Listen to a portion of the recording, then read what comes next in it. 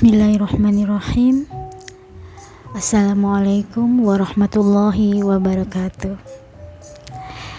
Hai para sahabat wisata sejarah, bertemu lagi dengan saya Wan Sylvia. Saya doakan agar kita semua selalu berada dalam lindungan Allah Subhanahu wa Ta'ala. Oke, baik, pada video kali ini saya akan ajak semua teman-teman untuk bisa jalan-jalan, kita berwisata ke salah satu gunung yang merupakan salah satu gunung favorit para pendaki di Indonesia.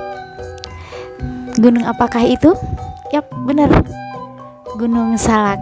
Jadi seperti kita ketahui ya, bahwa Gunung Salak ini memiliki atau menyimpan banyak misteri, tapi kan gak banyak yang tahu dari mana sih asal usul penamaan Gunung Salak ini. Juga misteri apa saja kah yang tersimpan di Gunung Salak ini. Oke, sebelum kita lanjut ceritanya, jangan lupa buat teman-teman yang belum subscribe, silakan di subscribe dulu. Saya ucapkan terima kasih, semoga kelak channel ini bisa terus berkembang dan bermanfaat bagi kita semua. Amin. Baiklah, untuk mempersingkat waktu, marilah sama-sama kita dengarkan bagaimana kisah sejarah dari Gunung Salak ini. Wisata sejarah. Gunung Salak adalah sebuah gunung yang terletak di Jawa Barat, Kabupaten Bogor, dan merupakan salah satu gunung favorit tujuan dari para pendaki yang ada di Indonesia. Selain diselimuti pemandangan yang indah dan dilengkapi juga dengan sebuah kawah yang sangat indah yang kita kenal dengan Kawah Ratu, gunung ini juga menyimpan banyak sekali misteri atau yang kita kenal dengan keadaan atau yang sering dialami para pendaki, hal-hal mistis atau gaib. Nah, namun tidak banyak yang tahu ya, kenapa sih gunung ini diberi nama dengan Gunung Salak gitu.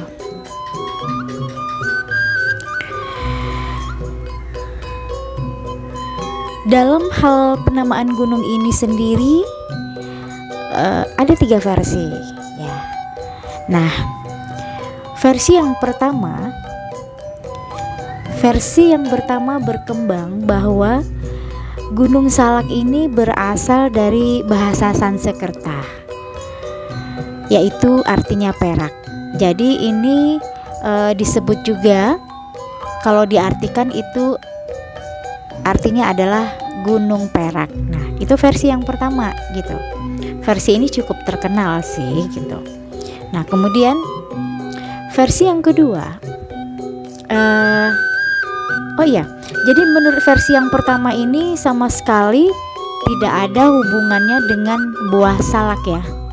Karena salak itu diketahui dari bahasa Sanskerta, salaka, yang artinya perak gitu.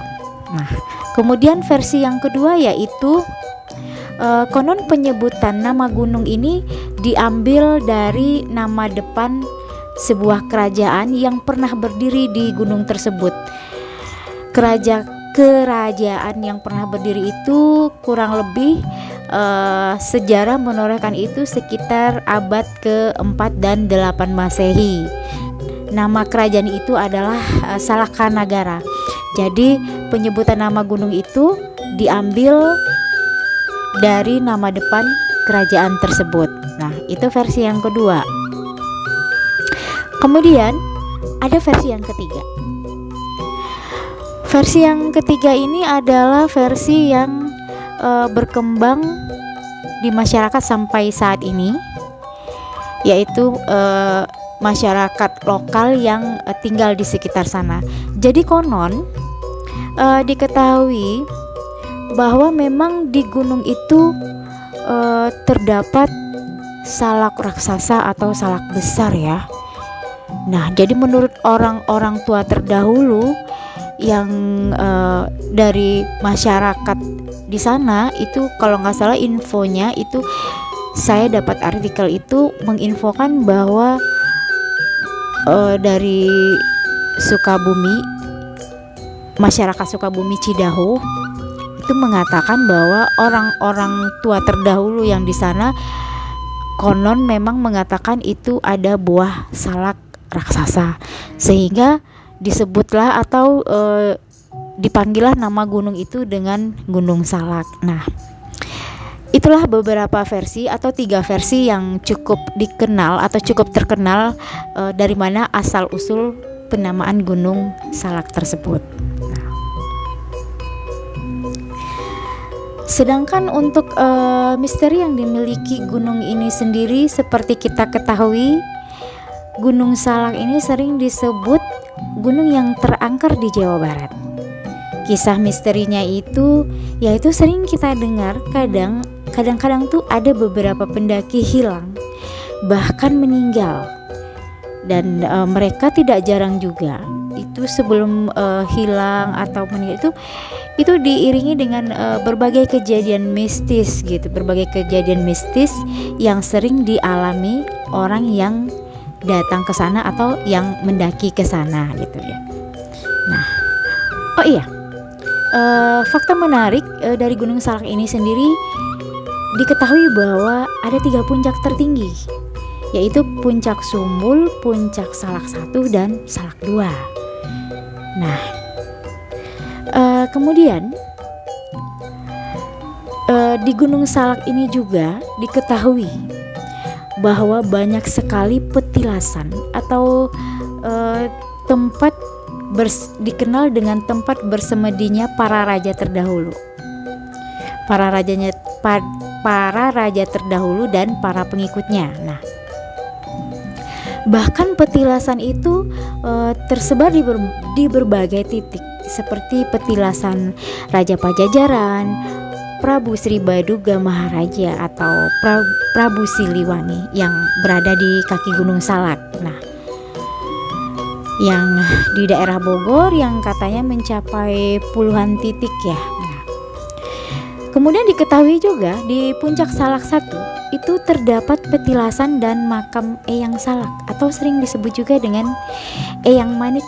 Wow, amazing banget ya gitu. Makanya setiap bulan Maulud itu selalu ada yang berziarah di beberapa petilasan di sana. Nah, termasuk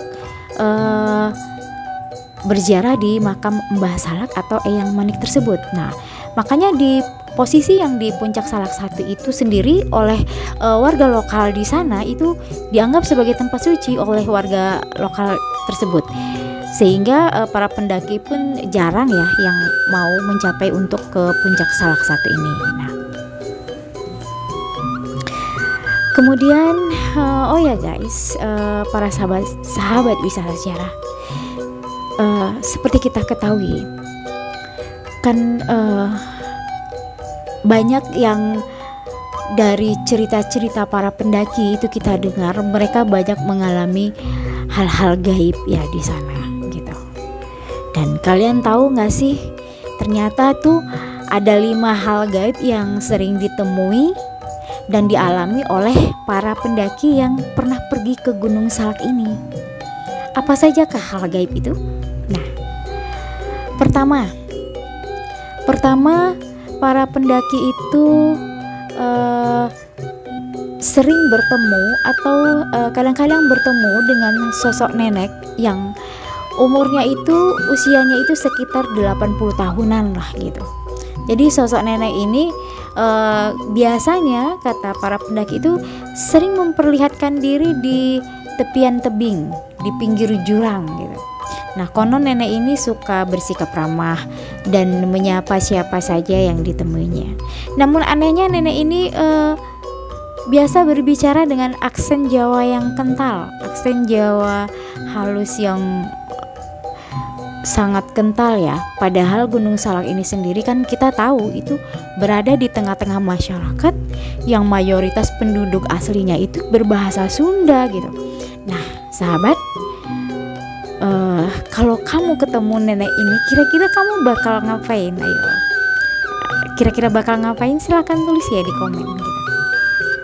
Nah, kedua, bagi yang pernah pergi ke sana atau dari beberapa pendaki juga itu mengatakan bahwa tidak jarang mereka itu bertemu dengan binatang-binatang yang ganjil atau mungkin itu bisa jadi binatang gaib ya. Artinya jenis binatang itu jarang sih kita lihat gitu yang karena aneh-aneh gitu, yang spesifiknya tuh sangat aneh-aneh sekali gitu. Konon itu katanya ada pernah ditemui babi raksasa gitu. Babi raksasa ini tuh ukuran badannya sangat besar, jadi sebesar truk sampai sebesar truk sampai melihatnya tuh kan sangat membuat ngeri ya kita gitu. Nggak hanya babi saja, terus ular besar juga ada, kemudian kuda yang berwarna emas itu nggak jarang gitu kadang ditemuin oleh orang-orang yang mendaki ke sana. Nah, kemudian yang tidak jarang juga ditemui itu sering juga ditemui itu atau tidak jarang juga ditemui itu adalah macan putih. Karena apa? Karena macan putih ini kan juga pernah kita dengar itu sering dikait-kaitkan dengan Prabu Siliwangi ya. Prabu Siliwangi itu sering identik atau dikaitkan dengan macan putih. Jadi bisa jadi ya, mungkin saja gitu. Kita nggak tahu ya kan. Nah, ketiga